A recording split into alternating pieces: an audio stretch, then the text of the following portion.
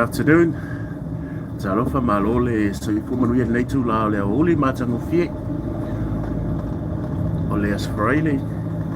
Ya, ole aso lima ole masina o Desemba il nei fu tau sanga. Masina fai o nei tau sanga. Ya. Li ele li nei aso matango fie sulu la. Ya ele bebela ele maruru. Ai se lau pasenge mea uma. Ya, fa malo ile. Malu se tatou atunu ule ngā rua nei aso ia le li i lena puipuinga fo i malana tau singa lona alofa whaauau e whenga e fo i mga ruenga ma lo lava leo nisa talofa tia atolo mai mua mai ia o ngā tūlanga o loke drive ia wale ele mwhai ina u kango i lawa koko suafa ia o tau lava leo whaatalofa mai ma sen mai le la ia whawhelo i atu ia mania i aso i Tiu te fut mawhaiwa o whese vāenga o neke lope o lo e mai wō mai ai. Ia, o ngā ko koe... Koe iki kala break, wha kala si moko i le tūlai lua. Ia, o le a fiafia nā nei o le a whairkako live lunga i, taimi māsani o le se fulu, so o le oa kauwhai o le a consistent a le whainga o le kako live i lunga o le kako YouTube. Ia kako ki karkala ngoe foi mtato faso. Fitu fa i foi ia, fina ngalo foi. Ia, wai ka wale mea asa wale wala wale atua. E tā ua umatangata e ka ua oi, ka ua au. Lea ia se ka ngaka i le ka ua pa wale mea awale loke a fue resi resi. Ia, wa pio le mea na le tele na tupo i foi ia. Ia tūlanga foi nei, ia ole pala fue resi ole soifuanga o resi. O na oe ia. Pa wale mea, ia awa te whaise mea i tai lesi o uso, lesi o tua fine, ia se kia leo mea uma. Au le tūlala se furu ngā ngei, ia lea ona kako live so le la tau whailau e whao ngā runga le kako YouTube, nei tau sanga, ia ona o leo mafau whau o le aku reilo le kako awhi tangata. O le la avelo u, talo whamai sua masi, ia ameria wha moana, wha talo whatu, ai le si nomineta ole avele la kurei lol me mo ka ko kupe so hello are you also stopping at the Ibis Budget? No, I'm going to the Manawapi only. Okay. Yeah. Ole wo ma fo tso fo ya me sia su sole ya su masi le ni va tai fa talo fatu ta si le uso ese le loyo le tulanga fune e multa ya tato so next ole kausanga ngi next year lo mafo mo lo kausanga ngi maybe if I live lu ngole la ngala fo e monetize no Facebook ya si le kurfa nga lunga i so oto uma fa pe fo ise tele masani ya tia o ke po por kusape ke le masangi ele kai nga ko le afro ka koris pa de o te mana o lo meli mai kia ma mai lau whakanganga o e longo le lisi because me mua congratulations i ngai tamari i o monetize la ko YouTube nga vi ia le li a wa le monetize ia e whawawau a monetize lau YouTube se i vanga ngai wa e whaia se mea fu lele so lele tula funu ia nga kapele Facebook o lau o ia minde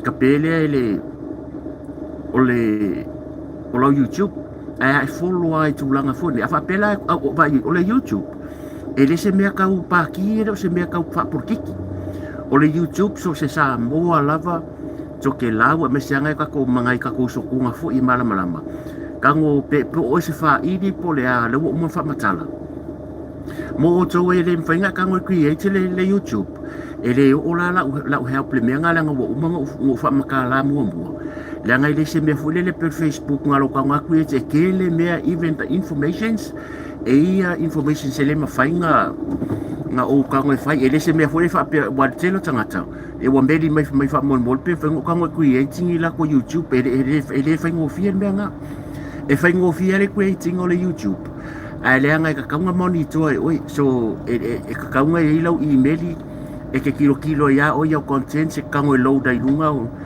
mau information so menga ale mei e fai ngofia o le takera ko e uma lo kausanga ngai le bota to lata ile o masinga mulmuringa kausanga ai bo lo ni se fa mau ni foi le pai kusa pele maua a fa pele afia le consistena I masinga uma po ame poste le sikanga e aru e like ai e makamaka I a fa pela ngaru e uma le afeta ngata le ia mangingo ai ngi sikanga e se kupo e maua la tupe every month e so soani fo I ngai si vaenga pe anga fa ya kuia ole masina nei ia fa kai ai le fa tai fo to lango ma le foi wa saule ku pel masinga ngi e kala foi la ia ke le fa ya kwa la no ma fo le o lo fa ai sa me la ku waringa ba ngoa le o mangwi ai ale ai ka ke fa ka wo se product ka ke o fa ka ni vai fa ka si me foi pa wal me le foi ngalo ko ngai po e video ma ku dunga ai ia meet le criteria mua a fe subscriber fa fe watch hour so la ulu I foi le avatu na yuso ma to fa fine o tamam na tina ko anga e fai au live I lunga o YouTube le anga manga o miele watch hours kusa foi pe mo le afio tangata e need la vai oe le afe le fa afe watch hours so ia o fa kasi menga e lua ia keleng au video ku ulunga a mata I tangata le anga e ina is foi uso loa wa ko la ko afe ia e paule mele kai mingi o la kuria o la tudi ni la ko ia la ko watch hours o nga foi ele keleng la ko video nga fai I congratulations na chamari uma ia le wa mane ko YouTube ia vi ele ri ia nga kangole o fai wa ko nga video a me fai poi pongar ko a inga ku o irunga o lau puka o lau ka mafa ma le o tau silsila ia ele ese senga o nga tupulanga pe ia le mele te fat so oi e kele ia la tau ele fie lo a ia kuma pu e video ma ku no Facebook ma ia tatou te lo lava e o mer fa va a mengi e fie male la lo langi menga ia lava ka fai kio so se tangata lava o la fai kio longo wingo ka ngaka le e ma sau me le o fai ai lo la wana o nga o me lava ke fie ke fai kio ai ke le fie ka fai ia ele alo stato taibi a wala ngai male o langa nei ia lava le fai tio ia lava para o la mangko polo misi o le mane tai so ole YouTube pole mako wainga o a ulau ke monitoring o ke loinga umala ka ngaka la wa subscribe pa o ke lo foi ka ngaka la o ma subscribe pa ku ya auto o le ka ko risi e ke ri subscribe ba o sala la te lo uma e o fa ngarnge ke no lo ke fainga lo nga ka ko share I wala ngai lo tangata uma fie ka la ngole YouTube pa la ngo manga elu ile le mamalu fo yo sio tato I tato o le tau mafai inga ia ilo loto ia ilo loko e fai o le ane mea la ka ko vai le kele o me o le kele ia o mea ko ke vai sa ili tupai tangata I lunga o isi ia whakaika inga la o le taua o isi kulanga fo ie fa mai e sign up le mea o isi o whakau vai o isi o le kele o mea so e tupai tangata a o le awana le o fai o lau YouTube e ke reisa o mea whakaua pa uale mea o loko anga e loada video lunga nga le loada e calculate le YouTube ia po po ia makamaka I wal menga ia po I makamaka I don't worry about it pa wal mea ku fai ngon masinga ua mau lau tupe pare kaunga unique le ngo lau YouTube aku e lowingo e manga ia foi ai le mga whakakainga la a whapea o lowingo o Ioane whakakainga tu lo foi ai kangoi kalo ngo Ioane e ke vai lai runga le YouTube e le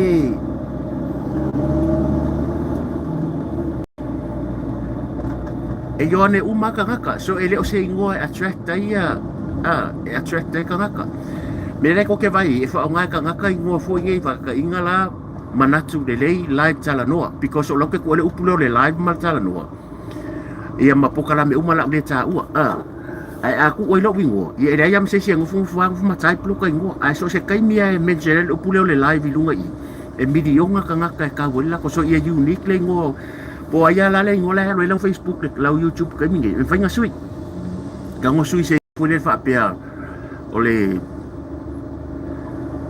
New Zealand Samoa kasi ngai ngo manga ia o le live po se ngo unique ia ai pule ele fa to dua wale o kulanga e o foi la ia content ia le urukala a fa pea o le Tina New Zealand po Samoa ai wote ba ai ka ngi e ku elo personal life pa ka tenga fu le ka ngi fa me fu le fa pe mai ia fenga ka ia I kangaka but when you tell story e manga ia fu ai e unique lau because o le mea e alu ele ngaka le whainga lo YouTube e ke masalo e sa wale wala au wale atua i o mau ala wala ku pele lau kau akule se senga mala ku pese o lau pese milionga viewers ale viewers le milionga e ngaka i koru mingu ke longo winga e le kai wha akusari ele me whaero lo kango whaile live e kula ako e 1 hour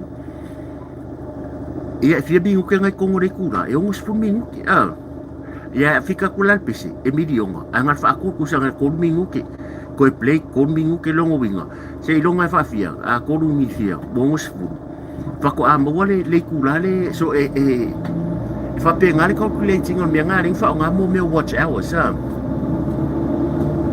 ia ola du tauna mo ko ele sa me alo fa mo o to uma sala ngolango marka ko YouTube mar Facebook mo ngeki disimas na paula me alo fa la kam fa a ko le diside a fe mana tanga tala i lunga di ele kopi linka ya mau mai pelon sa ilanga o fa si o so ka pisira ai ke manga yo o ku risi masi wa ko le afir ka ko risi va pela le te mai mo mai o ke lango le chapi pi ke ele ngi me fa penga pe ke chapi pi pe au ke le pole ye sa wa mai ka lango mai me nga ka ko sa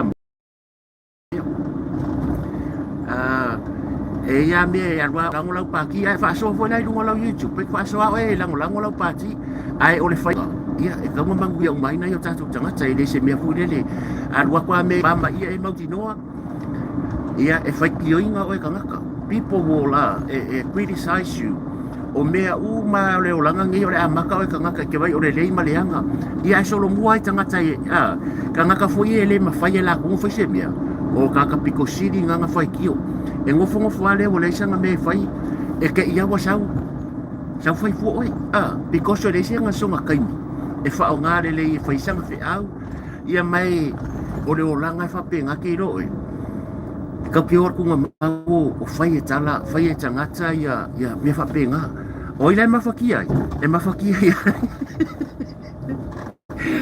mafakia ia ka ngakale fai ka pe ke la fi mai fit pe e ke mafakia ia oi le anga fu o le hau te o la fia o le o la fia le malo le tunu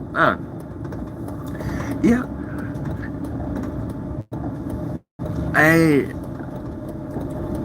ma fu mai e wa e polonga ia o ma wai la sa me le lei o ma wai se me fo le e la se me bo ai ala me le fai o te soani na ia tatu ainga ngai uso ko fa finge ia le fo soani me lo to mo malu ko ke mai mo wai o le live le fai o le ma wale kupe e fast food lua le mai boa mai o ko bengi mala ia ko ke kisila mai e umaloa ka pele lai e ko ke le ko vai mai account uma le YouTube o le masina nei e kala o le wo maula fa fe man ku masina nei e va ai e le kai sau sisi ka mai me lunga wai ai uis o loko ia manuia nisi o le mai mo mai ia ale fo ku sa lo ka ka ba ile kar o fo le masinga ngi kala la ile so i vo ka is masan a ole fo i ia ile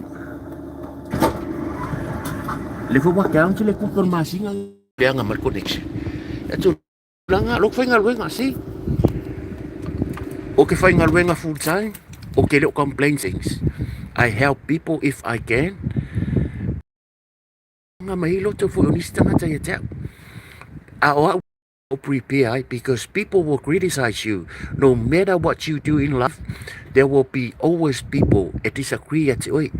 I prepare myself for that long time ago. Ele o se kanga ka fo le telefone tangata le winga kala o kilo kanga kala o fa ya ngangu dunga i o ke le fi ngangu fo le e ka ke le kanga kala ya me nga onga ma wa fo ile le nganga le. You don't have to tell people whatever you do, it makes you happy and you think it's not ele o fik ile skanga. Ya. O me ta wona ya tele ne vai tau yo ngofo fo ale o le la ke man mai o le social media platform fa fe kai ele nga sa mo. O te fa fe tai ele nga sa mo nga pa anga fa pe nga sa mo on Facebook ma le YouTube. O ya we ka fio lai.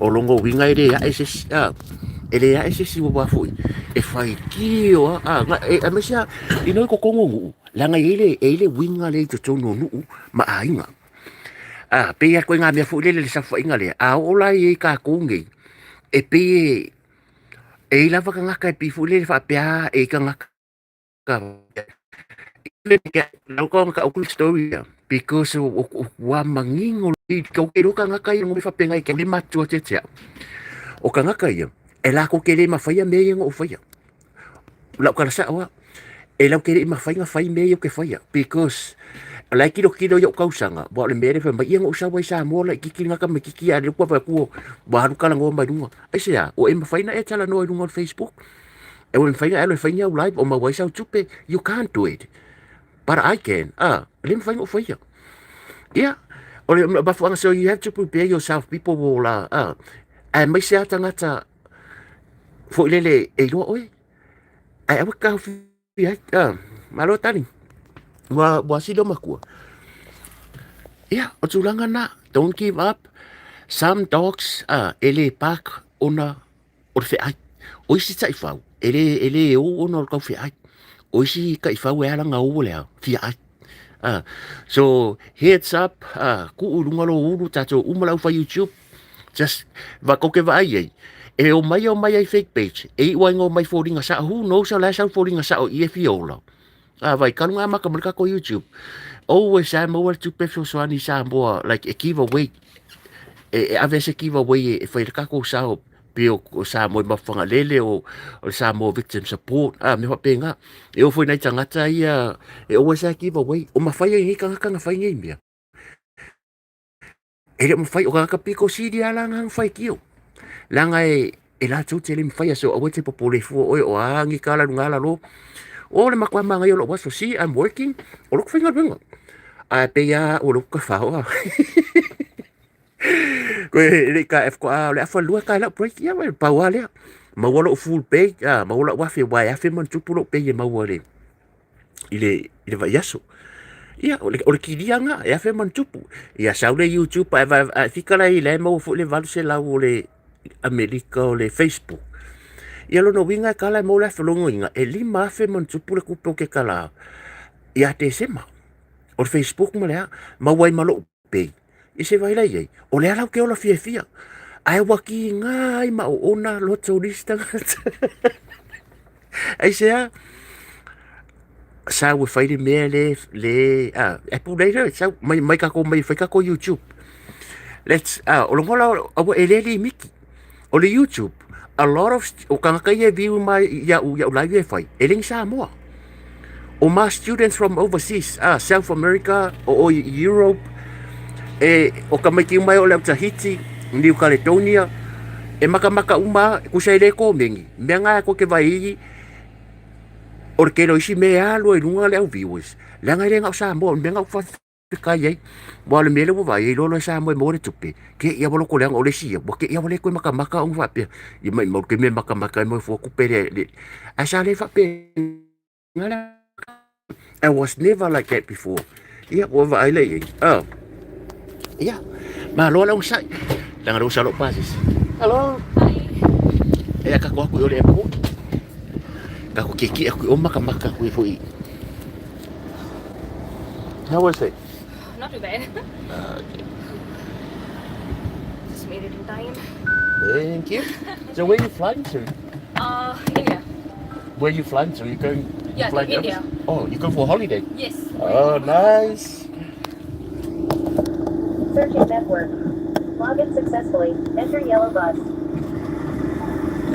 Is that a direct flight or you go to Dubai or Yeah, Kuala I'm Lumpur? going to Dubai and then from Dubai to India. Oh, okay. Yeah, it's a long flight. How many hours? Well, it's a 16-hour flight to Dubai. Wow. Yeah, and then Is that the Emirates?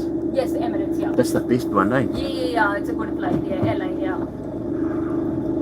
Oh, nice. How long gonna be there for holiday? For 5 weeks. It's worth to have more Yeah. because If you're yeah. traveling so far, you might as well stay for a long time. Oh, lucky you're going to eat a lot of nice local food, eh? Yes. The one that we don't have it here. Yeah. You know, I watch a lot of YouTube and online cooking in India. Yeah. Oh, that looks so yummy. Oh, yeah. Like there's so many different variety of food, and Food, it yeah, looks definitely. and it's more convenient. Like you walk on the road, food everywhere. Like, Yeah. but we don't have that here. Yeah, I mean, you don't have the exact right flavors. Yeah. Yeah. I think it all comes down to the spices that you get.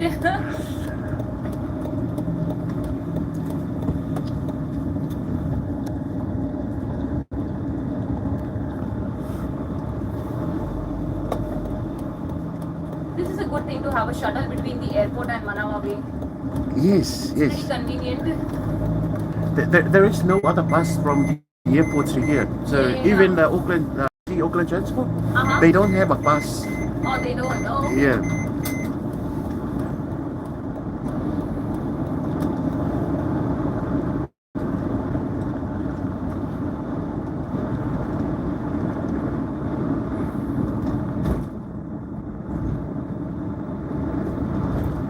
Do you live in Auckland or outside of Auckland? No, I actually stay in New Plymouth.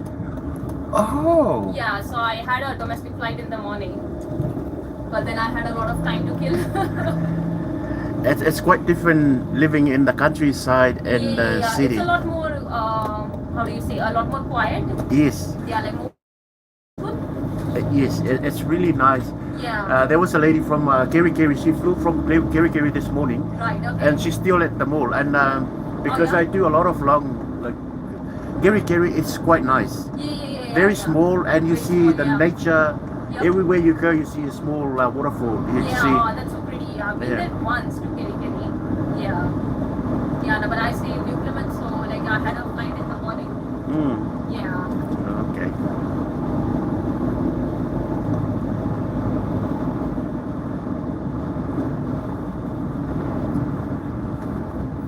I would love to travel, but that's my problem. I don't like sitting on the plane too For too long. long, yeah. I think everybody don't like that. Yeah, but I guess if you have to go, you really have to endure that. Yeah.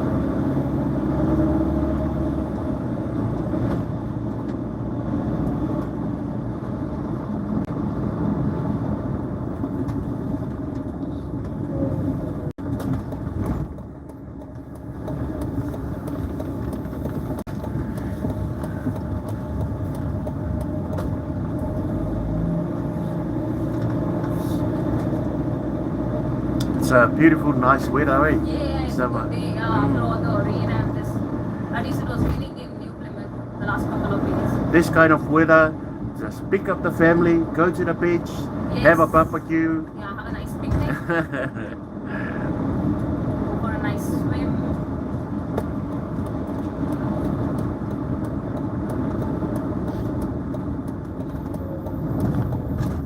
Have you been to New Plymouth?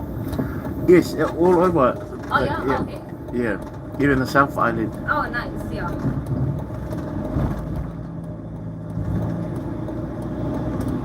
I used to do a lot of tours around, so Oh, okay. that's why I always love is going to the countryside. There are so many beautiful places in Yeah, New that's Zealand true, that yeah. people don't know much about it. Yeah, and they're less crowded as well. Yeah. Like, you know, so you just enjoy the space to yourself. Mm. Feels good. See, even going down to Waitomo Cave Yeah. and the Hobbit, Yeah. the Red Hot Beach, Yep. the red tree in Rotorua, Waiatapu, Te Oh, yeah, Puia, yep. to all those places. So Yeah. Pretty cool. This is a domestic terminal, right? yeah. Oh, okay, cool, yeah.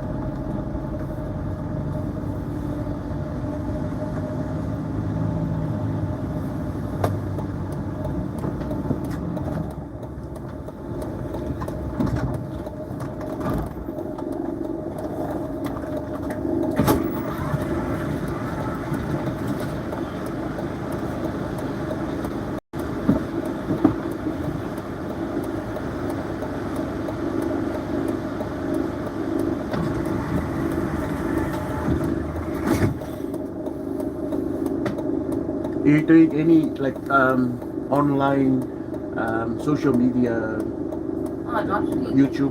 Not really, no.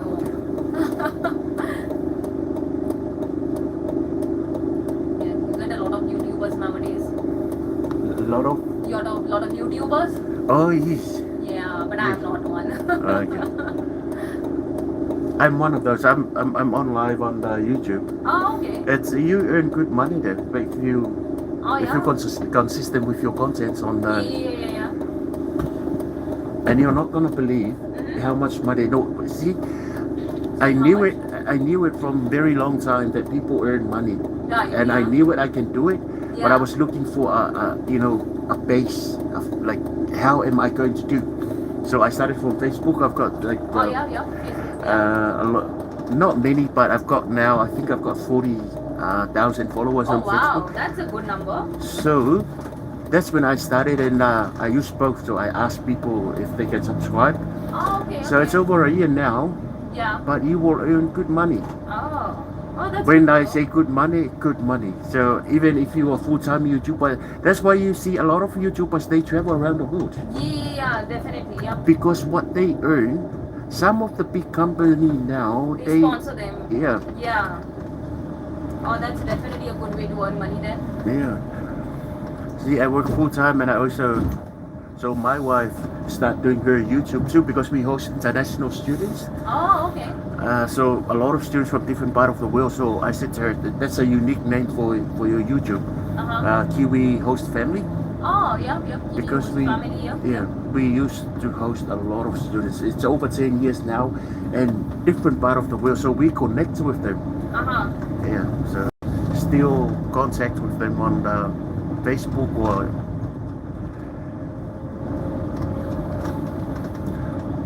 But it all depends. That is Yeah. true, yeah.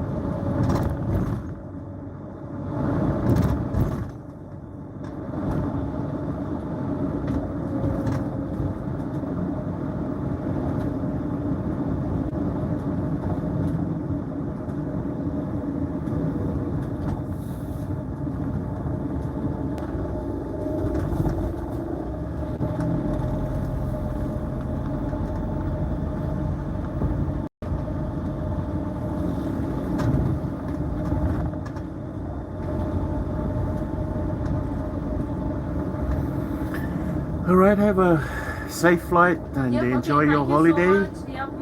You do enjoy the rest of the day. Thank you.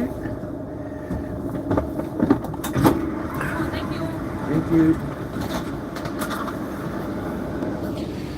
Ia, te whawhera ia tu ia o tau o lea ua mai mua mai. Ia, marurua tō le mawatulu suafa.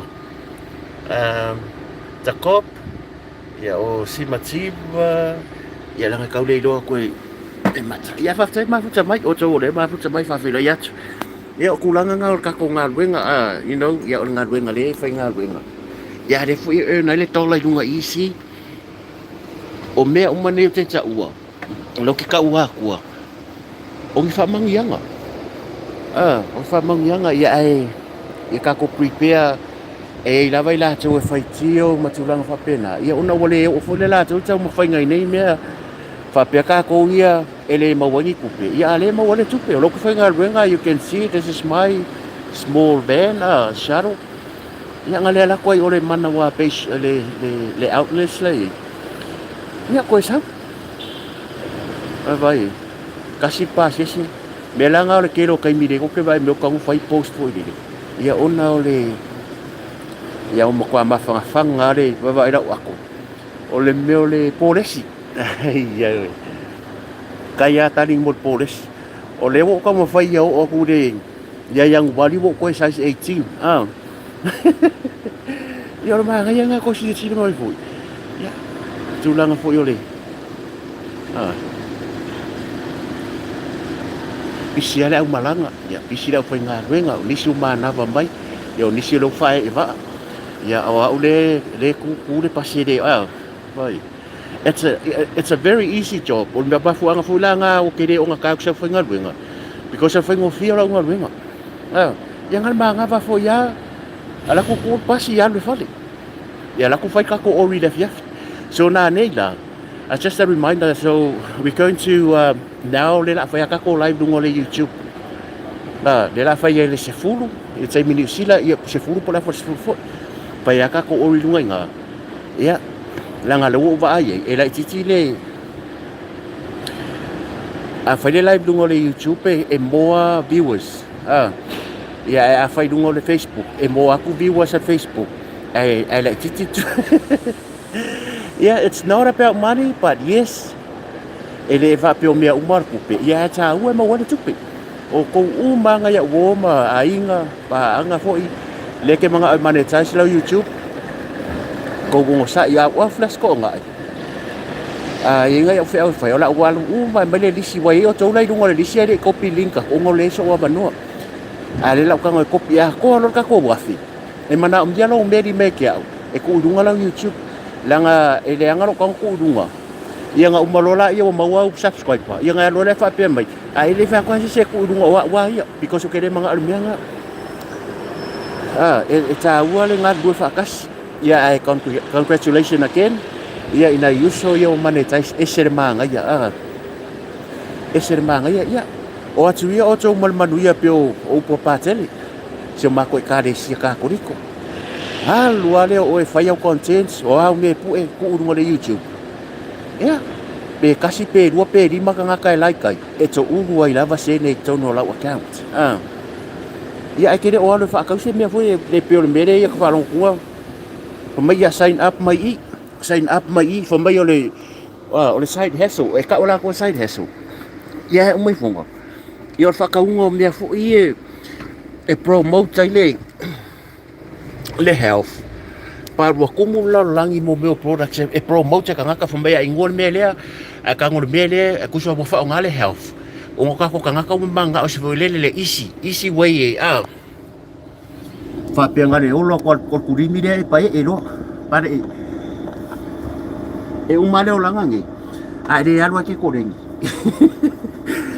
e o male o langa ngi ya de ke korengi ma exercise ele fa peingo klor ko limi paula me ia ia ko ngi si me su ia ia ora va venga ku poi ni si ma ia oi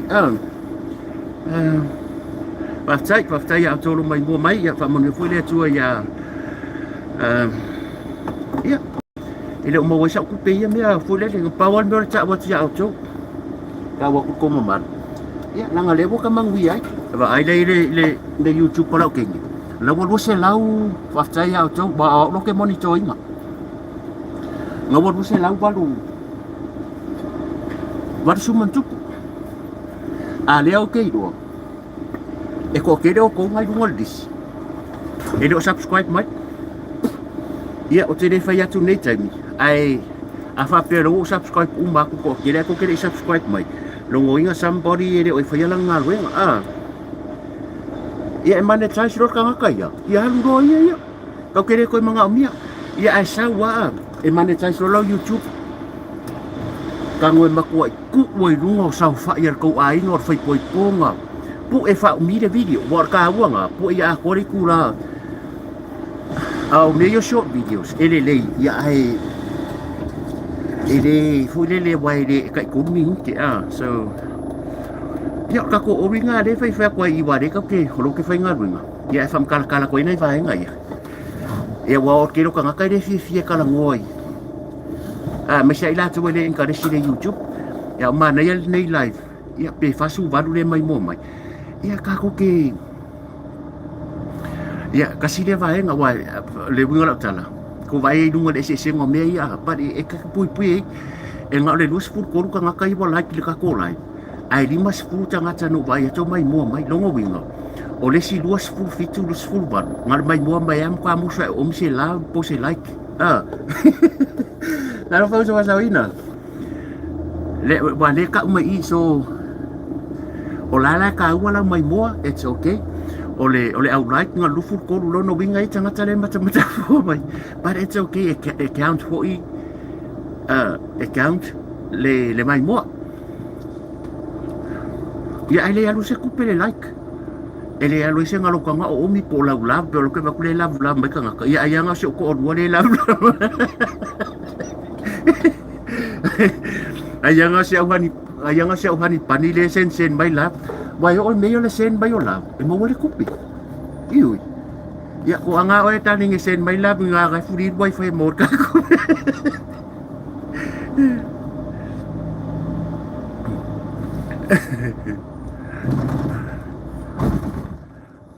e vai o me la ia sa o ngare fengo me le fia like me ya like mai lo ko rua fa foi le live lo ko rua ka like ye ya nga ko ru me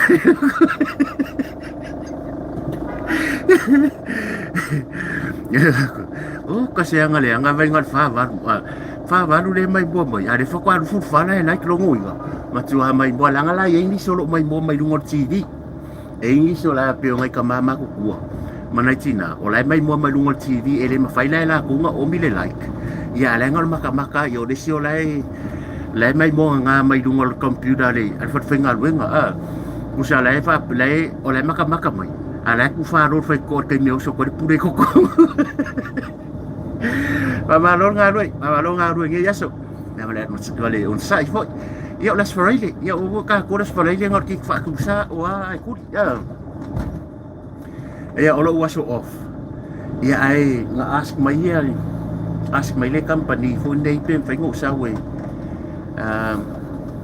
ya ele ni ko kong ya ma kong ngi sila ya wa ma to ya le makupas ya ko ka la le rate $33 ile kula ya ele ka ken fa ku sa dia ya Oscar dia kai fasul di makala o si fare pasi Oscar dia o fa lu me di masukala ya ma to ni sila ya o ka wale le fare pasi o ko kasi ko se fu ko dua ma ko gele ro ila nga ese ma ko o wa o le yelo pase e ko le ya nga ese si pasi le kai ko se fu o penga ya e maua ia falao marpaka ya maua fia ngeki dis mase o mase o ainga pa pe fo lai sa mosto ina masilo matua po le foi nge ya maua singa se lenge e la fo sko inga masilo maku so soani ya nga e ola fia le oi ai e manatua or ka ko maulea ia fa tanga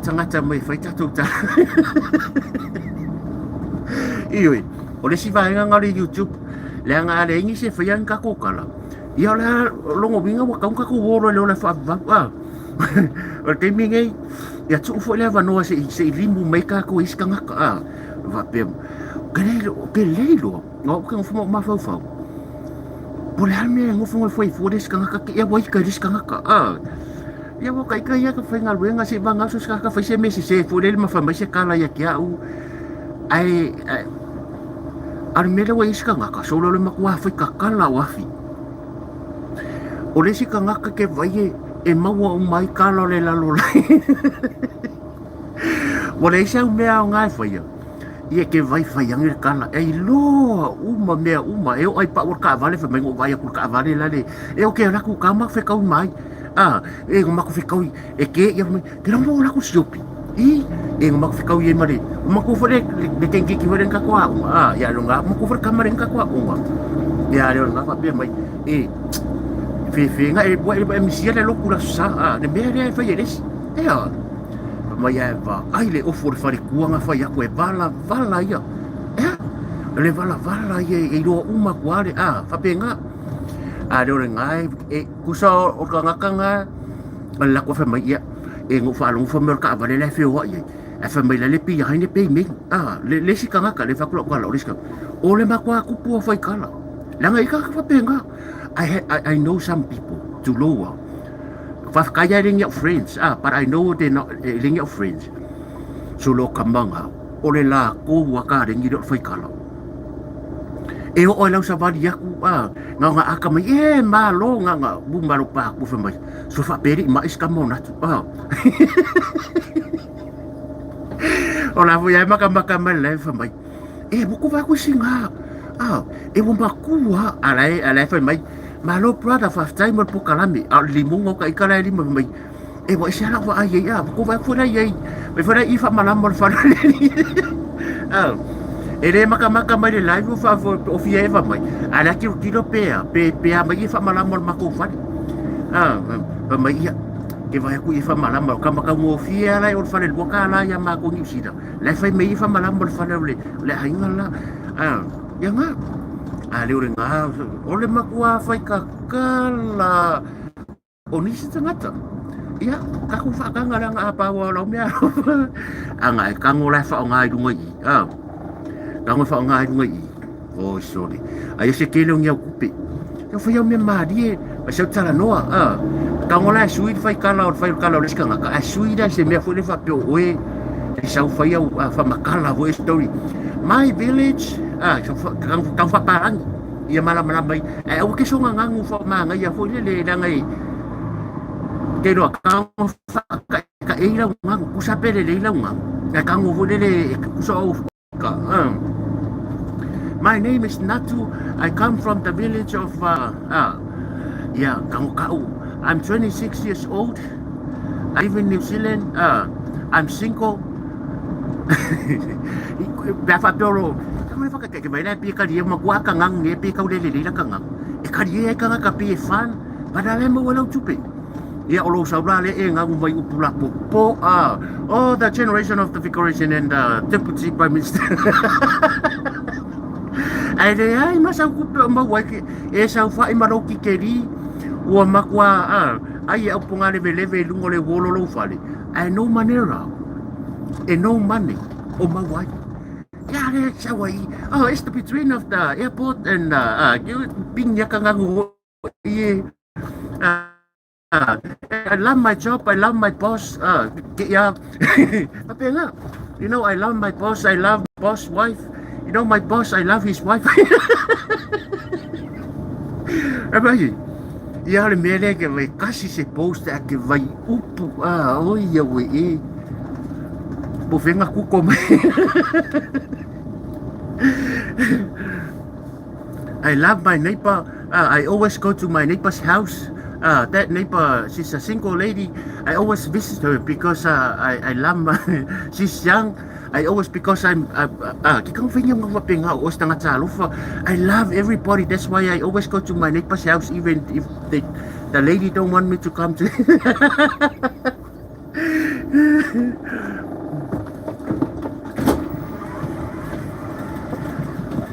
Good afternoon. Hi. You going back to the airport? I am. All right. So, one. I know it's Christmas, but no, it's just going to be one. Can you try it again? Just try it again. Oh, sorry, my face wasn't close enough. Thank Sweet. you. Good afternoon. Hello again. Hello. I'm going back to the airport. All right. If you're not, you've got a problem because Oh, we're going to the no. airport. Thank you so much. Hello. Back to the airport.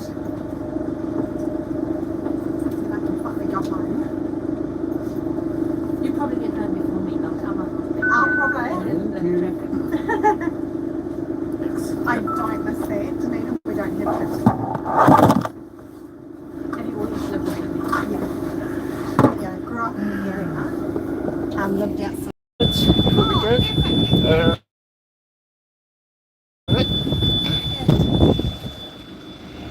Yeah. Yeah, lafa makul ka ko live fa ya mai mo mai manuang al. Ya fa pe fo ye ni fa fi tau do fe ngai mo fi ka uli ton fo le ainga va fa le ngari I va fo ma fa nau ya me se fo ko ngwe ka le sia.